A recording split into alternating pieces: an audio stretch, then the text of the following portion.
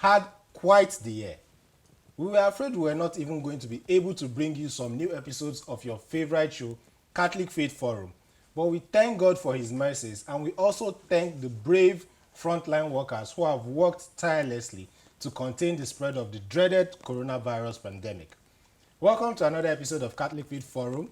Today we are going to be starting off with something related to the COVID-19 pandemic. I have with me a wonderful guest in the studio who will be discussing this issue with me. We will meet her when we come back from this short break, so don't go anywhere. We'll be right back.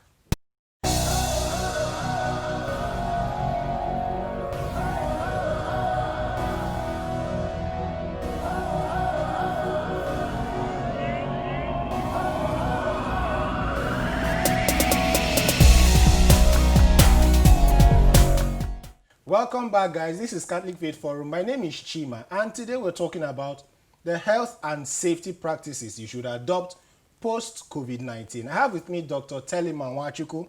She's a medical practitioner with a lot of experience in the field. You're welcome, doctor. Thank you, Chairman. It's I'm great happy to to have be you here. Thank you. And I hope that we've been keeping safe and then you've not had any issues with the pandemic. Well, thanks be to God. I'm happy to say that I've been COVID-19 free, but sadly I've known people who have suffered from the pandemic, but thankfully they've recovered. That yes. must have been really harrowing for you. Yes. Wow. Yes. Okay, so tell us how it has been so far managing people with the pandemic. Well, with everything, it's safety first. You know, a lot of education and a lot of protecting oneself. So for us at the hospital, we found that during the lockdown period and even after the lockdown period, people have been scared to come back to the hospitals. You know, clinics that would normally have 30, 40 people a day have started seeing maybe 15, 10 people because people are just generally scared to visit the hospitals. Oh, wow. Yeah. So do you think the lockdown made it any worse, or do you think it actually served the purpose which it was meant to serve? I'm not a politician, but I actually would commend the government for instituting that lockdown because taking cues from more developed countries who have suffered, you know, this pandemic devastatingly, in looking at Europe, the United States, I think one of the things that helped stem their spread was the lockdown. Although maybe some countries didn't start early enough, I think Nigeria was able to start it early enough to help curb our spread. And thankfully, lately the numbers have been dropping. So I think the lockdown really helped in general. Well, it doesn't really seem like the numbers have been dropping because anytime people go online to check for the NCDC updates, it feels like the numbers are being manipulated. So what are your thoughts on that, being in the heat of things? Well, you know, I'm also a citizen of the country, Yes. and I've heard a lot of controversy stories, you know, with almost every situation in the world, whether politics, health, you hear different controversy stories. Yeah. I prefer to take the facts and look at things scientifically, and I would say that there are a lot of factors that affect the numbers we see. First of all, how many testing sites do we have? How many testing kits are available?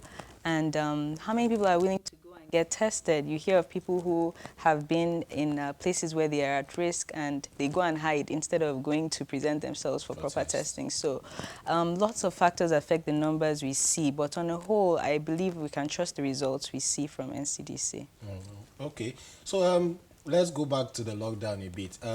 Before the lockdown and after the lockdown, how has the general health matters of Nigerians, how has it been affected? You know, because I believe this pandemic has gotten people to become more aware of their health practices and all of that. So, being a medical practitioner, how much improvement have you seen in Nigerians' health? Okay, I would say on a whole, people are taking sanitation a little more seriously. I would say a little more seriously because in the beginning, I feel people were a lot more serious, but as time has gone by, people are trying to get back to their old normal. But we have more people carrying hand sanitizers around, people wearing face masks in public. Whenever you get to a new destination, a lot of places have sinks outside. Most churches, businesses, they all have, even if it's not a sink, at least Something buckets to of wash water your to hands wash with. your hands with outside. And those are, you know, the primary steps, the primary initiatives we need to curb the virus. So that's very good. So that means your assessment of life after lockdown is you could give it a positive rating. Yes, I would give it a positive. At least we're cleaner than we were before. Well, let's hope we are. Okay, so let's backtrack a bit though. Tell us what exactly this virus is all about, and how is it spread? Okay. You know, there's been a lot, some people don't even believe that the virus exists to start with. Yes. You know, there have been a lot of myths about nobody knows anybody that has died. It's only people on TV that they see that has died, but really it's there. So COVID-19 is an infectious disease caused by a virus. Now, the name of the virus itself is called SARS-CoV-2. Now, SARS-CoV-2 belongs to a big family of viruses called coronaviruses. So people might think that, oh, corona just started. No, corona is not actually new, but it's an umbrella name. It's a family name of a certain group of viruses. Now, SARS-CoV-2 is just one of them. Now, that is what is new. There are other types of coronaviruses like the SARS. I don't know if you've heard of the SARS pandemic, MERS. So those are other types of coronaviruses. But COVID-19 is caused by this new virus. And the way it is spread is usually through respiratory droplets. So basically you sneeze on someone or you sneeze on a surface and you don't clean up after. Someone else comes, touches it, puts it in their mouth, their eyes, their nose, what we call mucous membranes. And it's through those mucous membranes that it gets transferred into your system. Okay, so, you know, we've been seeing a lot of facts and figures and myths going around since the whole thing started. One of the things that struck me personally, and a lot of people, I must say, is that it has a lot of symptoms that are similar to flu, common flu. Yes. So a lot of people may or may not have had it, my own personal theory, but a lot of people are actually afraid to get tested because they feel that it's just common flu. So how can someone identify the differences between common flu and COVID, seeing that they share similar symptoms? Thank you, Chima. In fact, that's something that the WHO and many, you know, Centers for Disease Control are trying to identify because, like you said, coronavirus or COVID-19 has many similarities with the common flu and even similarities with malaria, and that's something that's endemic in our environment. In fact, just yesterday, I received an email from the U.S. Center for Disease Control that said the 3 most common symptoms of COVID-19 are fever, cough, and shortness of breath. That's like everyday And that is thing. like some everyday thing. So really, we're still trying to learn a lot about the virus. We can't pinpoint and say that this is only descriptive of coronavirus, but we suggest that if you are experiencing those symptoms, go and get tested or self-isolate. If you don't feel like you are so bad that you need a hospital, you can stay home, self-isolate at least for 14 days. How effective is that self-isolation and the whole social distancing? If you do it properly, it's very effective, and that's for a healthy individual. So when I say a healthy individual, someone that doesn't have underlying diseases. So a young athlete who all of a sudden is having flu-like symptoms, we say stay at home, keep your distance from people, don't go out to parties, don't invite people over to hang out at home, no, just stay at home. So that means what you're saying now is that people who have underlying health diseases are more prone to COVID-19 infection and probably what comes after. No, let me clarify Okay. that. Everyone is susceptible to COVID-19 infection, but a lot of the times it's very possible to have it and you don't have any symptoms. Have any symptoms. Wow. Yes. Now, people who have underlying health issues are more likely to show severe symptoms. Yes. Okay. All right. So we're talking now. Let's talk rather about protective equipment. We've been told to wear face masks, hand gloves when we can, and all of that.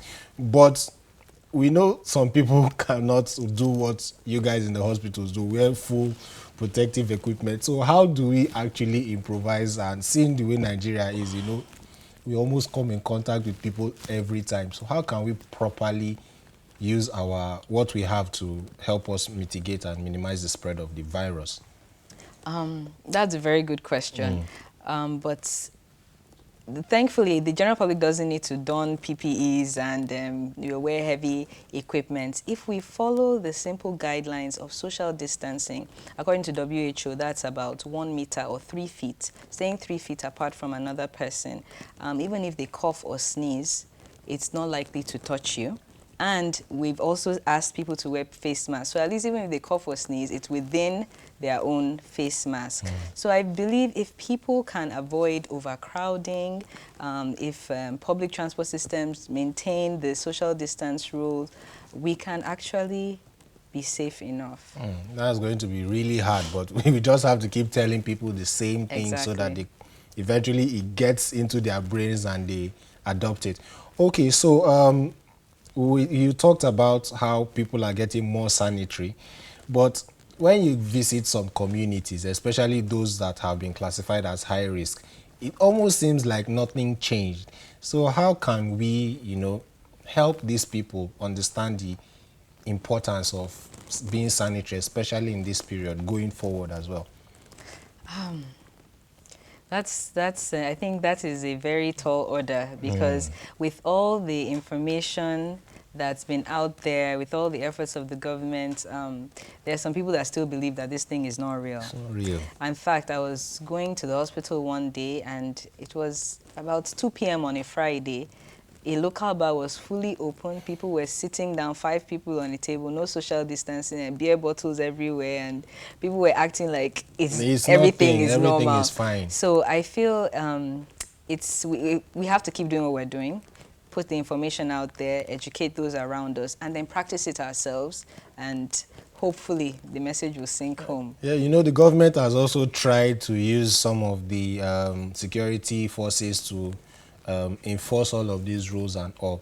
And even though those ones go overboard, but that's another story for another day. So what do you think of how the government has handled it so far? Do you think you can give them a pass mark, or do you think everything still boils down to us, the citizens? I believe, like you said, that's a very good question. I believe, we both have a role to play, the citizens and the government. If you have bad citizens, you look like a bad leader. True. So both the government and the citizens everyone should take it personal. You should believe that, okay, I don't want to be infected, I don't want to infect my family. If everyone takes it personal, like a personal project, to wear your face mask, to maintain social distance, to avoid crowded areas, I believe that we could go a long way. The government doesn't have to have police checkpoints at every 5 meters, and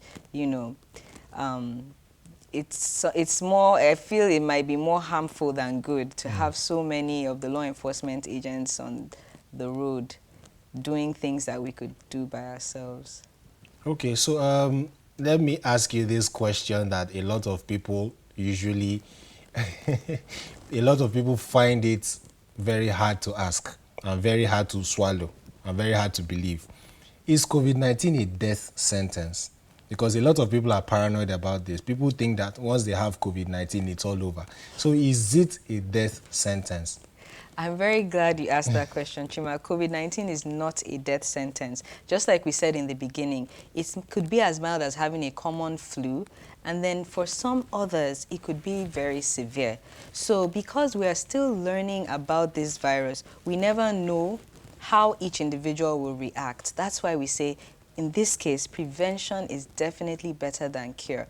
But rest assured that it is not a death sentence. In fact, recently, I think in the beginning of the lockdown, there were clips of the isolation center. Yeah. People dancing and having a concert, and people were like, is the government just chopping our money to make these people be entertained? But really, no. Maybe those people just had mild symptoms like we saw.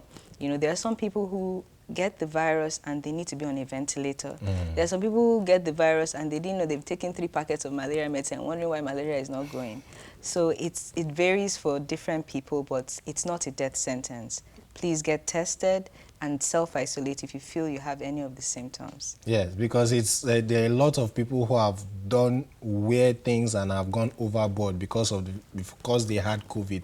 I recently read of someone who committed suicide because he had COVID. He didn't want to infect his family, so he believed that it was a death sentence. So he chose to end his life instead of, trying to get better and all of that. Another story I read was a person who brought it home without knowing and infected his whole family, and then his family died, and then he too took his life because he didn't want to continue the spread.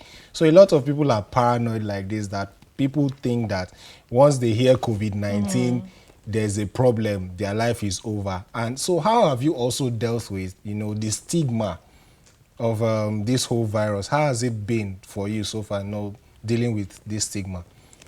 Thank you for that question, because recently we had a patient who tested positive, and immediately he was quarantined. So I think it was on the 10th day of the quarantine that his test result came back, and immediately he learned it was positive. The next thing we heard, that the patient can't be found anymore.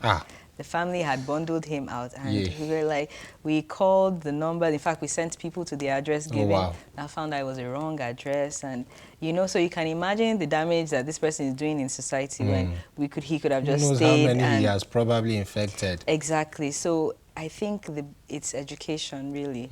It's for the masses to be educated and for us not to give up, really. Oh, okay.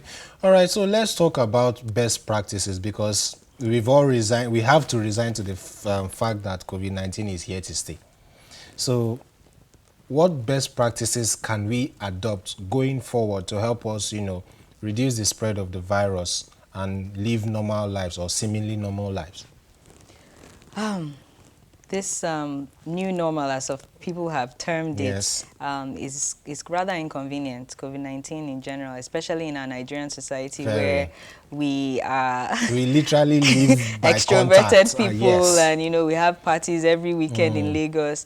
So a lot of things have to change. A lot of things have changed, and we're still trying to modify our new existence. So first of all, avoid crowded areas always. Wear face masks when you go out. Wash your hands regularly, or use an alcohol-based hand sanitizer or hand rub. Carry it about with you. We have pocket-size friendly ones that you can always have on the go. And basically, pray. Pray. Okay, thank you so much for that answer. Now, tell us about the bad practices, because as there are best practices, there are also bad practices. So apart from, not socially distancing and not wearing adequate protective material, what other bad practices should we look out for to maybe educate our friends and family out there that don't do this? Okay, so the bad practices are basically everything opposite of the good practices, but also now we have to be conscious. Don't rub your eyes as much as possible. Don't touch your face. And if you sneeze or cough, try and do it into your elbow. So a flexed elbow like this, you cough into there. If you have tissues instead and you prefer to sneeze into your tissue, as soon as you do it, you throw it away. Wash your hands afterwards. Always sanitize your hands also. As much as possible, reduce large gatherings. And when you do go to a place of entertainment, maintain social distance. Especially in this Christmas period, where we are going into a lot of festivities, going to eat chicken at our friends' places. So please, as much as possible, if you can't have less than, what's the required number these days? For social 20 gatherings. people. If you can't have less than 20 people in your gathering, please don't hold anyone. You can always build their chicken to them. All right, thank you so much, Doctor, for coming on the show. It's been a pleasure. We would have loved to have more time to discuss this, but unfortunately, this is all the time we have. Thank you, Chima. All right, so we're not going anywhere yet. We're going to know your faith with Collins. Stay with us.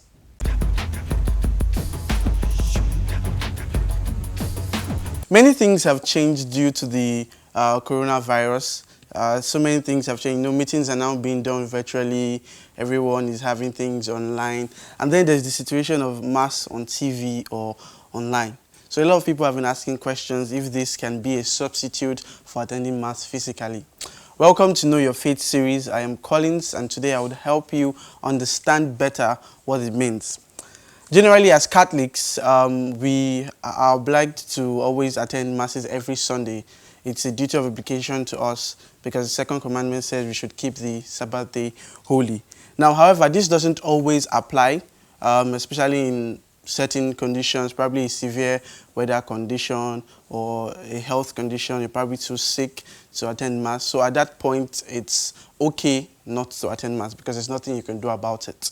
Now, the truth is, so many people question if, okay, this attending Mass online, if it's actually a good thing or if there's any point to it, really. Now, the truth is, for a lot of Catholics who are usually physically present at the Mass, there's a huge change between being in church, physically, and then watching the Mass probably on TV or on the internet. Now, the change is so much, so the questions keep on rising. What's the point? Does it really count? Why am I watching it? And all those other things. But the truth is this: if you turn on your TV or your mobile phone to watch a Mass, like probably you want to watch your next or the latest Netflix series, then there's really no point, because there's no act of participation at that point. So it's almost the same thing as you just going to church and probably just going to church to see some of your friends or listen to good music that the choristers might probably play. The whole point of going to Mass is to actually actively participate in the liturgy of the word and the liturgy of the Eucharist. So the kind of viewing Mass on TV that actually counts is if you do all the things that embodies you being in the Mass. I mean, you kneel when you're supposed to kneel, listen to readings, sing together with the choristers, and actually, listen to the homily and participate fully. That is when we can actually say that you've actively participated in the Mass. Now, a major concern is the reception of the Holy Communion. Obviously, there's no way they can send the Holy Communion via the TV or internet. So it's a huge problem, and people always ask the questions. But, however, we can always go to God through the act of spiritual communion. Seeing as we cannot actually receive the Holy Eucharist at the time, you can always make an act of spiritual communion. The truth is that, unfortunately, there's little or nothing we can do about the general situation aside from following the health safety rules laid down for us. But as for attending Mass online or via your TV, you are very, very much welcome to do so. Now, the thing is, it doesn't really have to count, seeing as the bishop or the archbishop has already, granted a dispensation to all Catholics, meaning that at this point in time, it is no longer a point of obligation for you to attend Mass. So it doesn't necessarily have to count. However, once this whole COVID-19 lockdown issue is done, it's very important that we return back to the way things used to be, attending Mass physically and being present. That is what is important. And having an active participation, receiving the Holy Eucharist and going for confessions regularly. All right, so the question for today is, what's been the most difficult thing for you, this change from having to attend Mass physically and now watching via TV online? So what's been the most difficult thing for you? Please let us know in the comment section below. Feel free to like and subscribe to our channel. Until I come your way next time, be bold and be Catholic. Thank you, Collins, for that wonderful one, and I hope you, the viewers, have been educated on today's article of Know Your Faith. We've been discussing the health and safety practices for the post-COVID-19 era with Dr. Telema Nwachukwu. Thank you so much for joining us on the show. Thank you, Chairman. All right, make sure you catch this episode on our YouTube channel, Dominican Media Presents, where you can also catch up with past episodes of the show. If you have any questions, if you have any suggestions, or you want to leave us a comment, you can always see us on social media, Facebook, Instagram, and Twitter at CFF on TV. Also, make sure you join us on our Tuesday chat room with the hashtag CFF chat room, and tell us how you've been living in this COVID-19 era. Until we come your way next time with another wonderful episode of the show, keep being saints in jeans and shirts. She's not on her wedding day, father was there. Okay, how do you roll it now? Like, did you tell your husband? How do you come back from something like that? The father is supposed to be killed. Like, honestly, like... Imagine seeing him every day. She's trying. No, She's trying, honestly. I hope she goes She's trying. to I can't see. No, she's fine now.